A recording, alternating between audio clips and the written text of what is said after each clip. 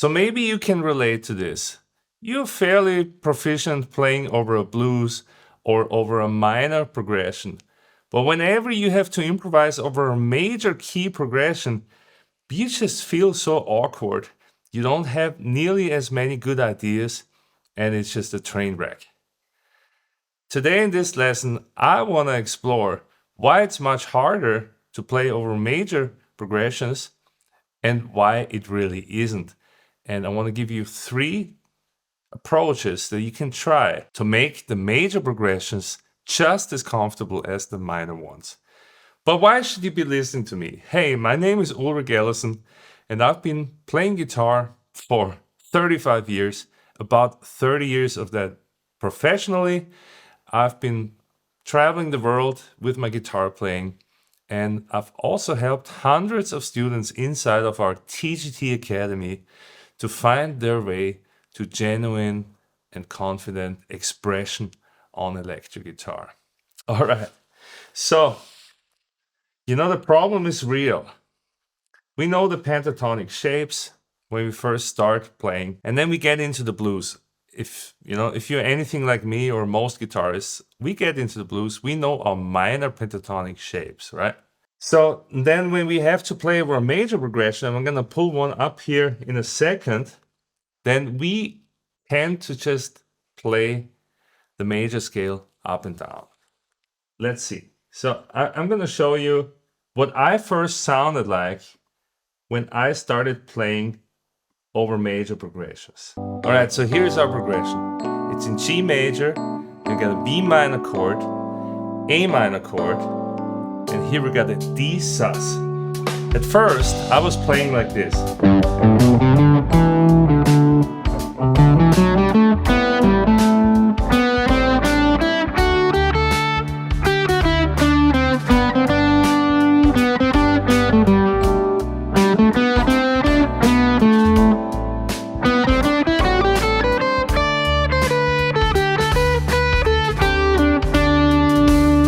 So whatever I was doing, I just felt stuck in that scale, yeah? And maybe with time, I got a little more musical. I took more breaks and more pauses, but still. So the first approach that I want to show you is just to limit yourself to 3 notes and start thinking rhythmical. I'm calling this the rhythmical dance. So let's try this. Let's pick the G note here and then just maybe those 2 more notes. And let's be aware that we're really in the E minor pentatonic shape here. Yeah? We're in this shape here. E minor pentatonic. And we start out with these 3 notes. Let's give this a try.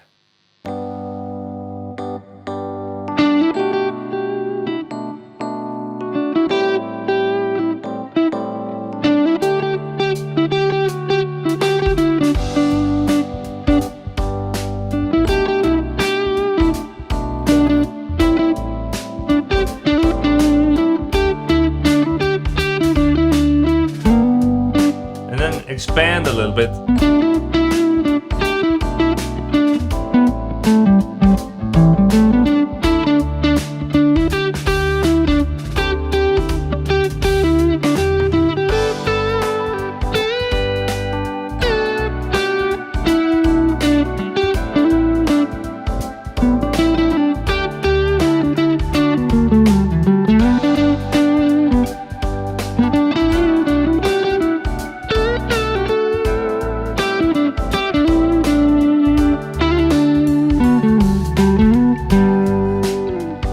Yes.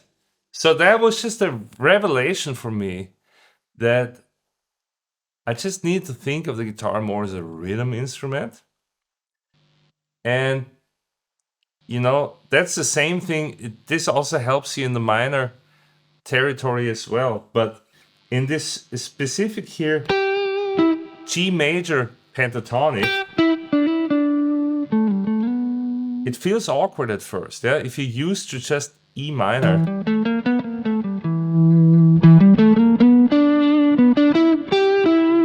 And suddenly your regular blues licks don't seem to work anymore. Yeah? the best way for me is to break out of these old patterns is just by starting on just a few notes and focusing on your rhythm. Give it a try. It's really awesome. Yeah? So you will find that you can actually play all these E minor blues licks actually work over G major. You just need to find the new places to land and also the new rhythmical ways to get there. But I want to move on and show you my approach number 2. And this is the Hendrix chordal style. If you know my channel, then you've heard about the Hendrix chordal style. It's just one of the best ways to reorganize the 5 pentatonic notes to sound more soulful in major. Let me show you what I mean. And you can watch the full Hendrix chordal style lesson up here. I'll put it up here somewhere. But if I just show you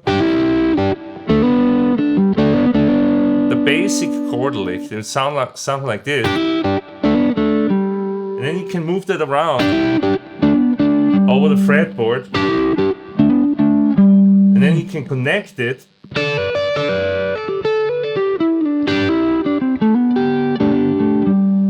And immediately you sound very soulful. Now, if you combine this with the regular pentatonic phrases, which they're actually the same notes, that's the beautiful thing about it, then you will see that immediately I sound soulful and I don't sound so predictably scaly anymore. Let's give that a try. Here we go.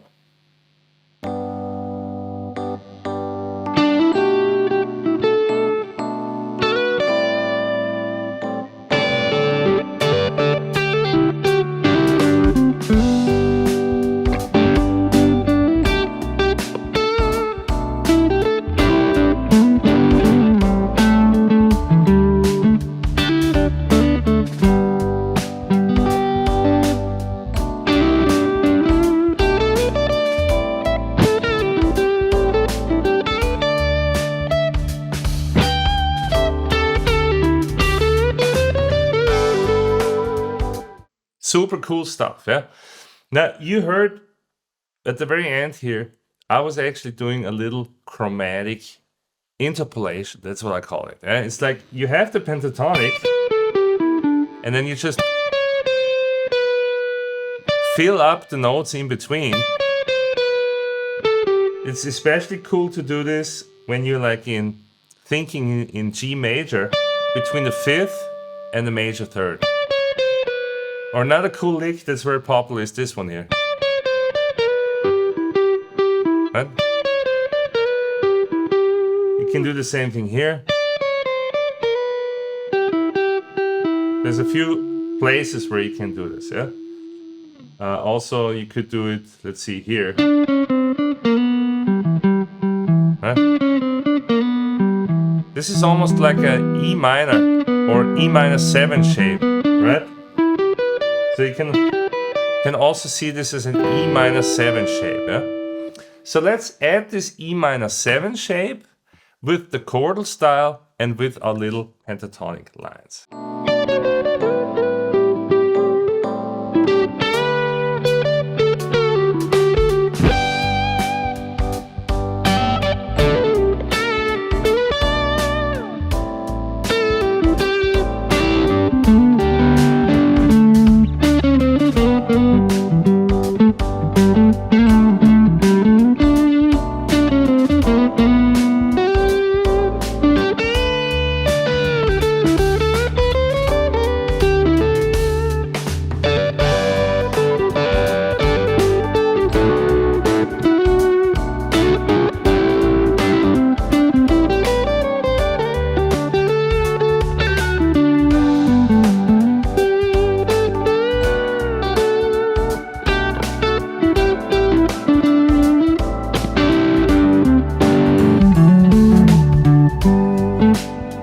Super cool.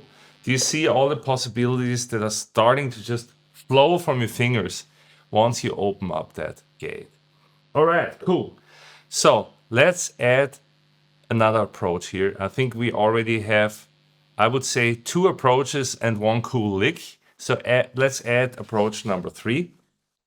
And this is playing with 6 intervals. Yeah. So if we just break down the G major in this simple 6 pattern here, right? This would be just a G major. You could also play with a little chromatic in between note in here. You can also play the same thing here, right? This works just as much. So that would even be enough, honestly. Yeah, we could even just do that. But let's look at the second chord, the B minor. We could do, or let's do that.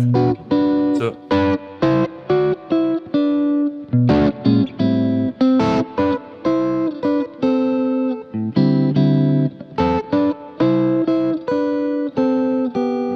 you see how I can break down each chord with that 6th lick? Let's give that a try.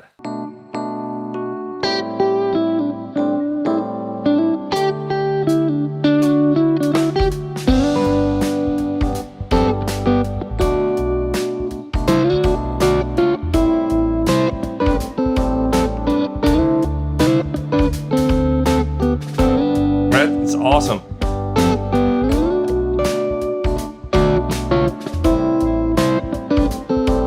Almost sounds like a hook of a song. Of course, that's a little bit too sweet with just the 6th. But what if I mix and break it up?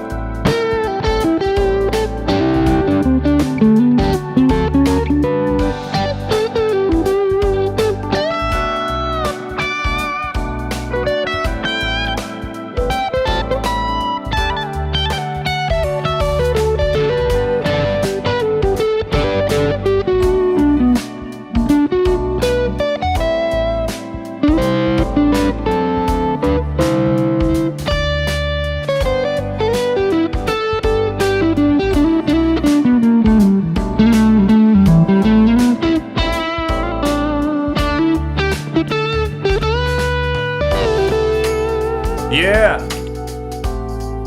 Cool.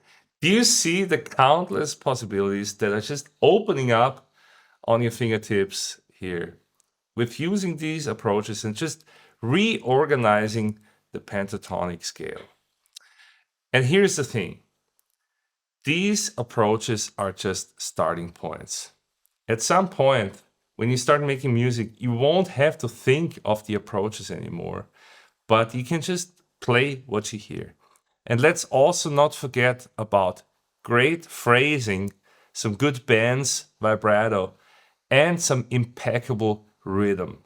Because without that, everything else really is useless. Yeah. So here is my offer to you.